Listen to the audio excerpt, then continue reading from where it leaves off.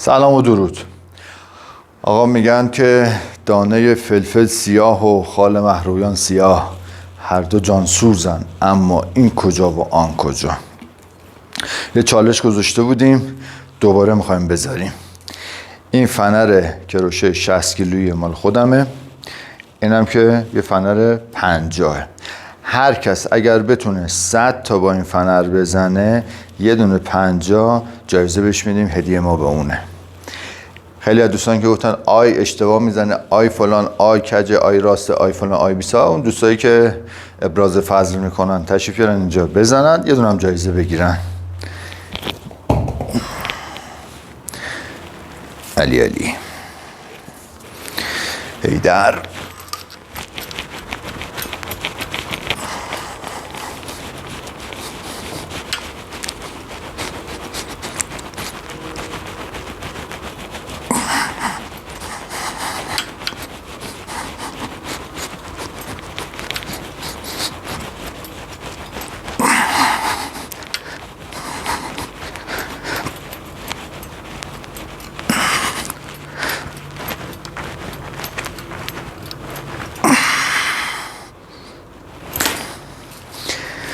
دوست داشتی خودتو به چالش بکش، ببین چندی.